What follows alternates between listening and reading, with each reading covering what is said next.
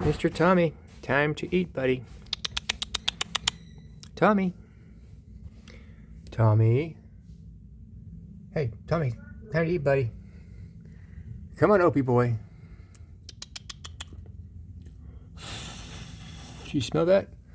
What was that smell? What the heck was that? Is it food? Tom. What's this right here? What is that? What is that? Oh, that nose is working, isn't it? Here it is. Come on, blind boy. He's our blind boy. There. You can't eat in your bed. You have to eat on the lower level. There you go. That's where you eat, on this towel down here.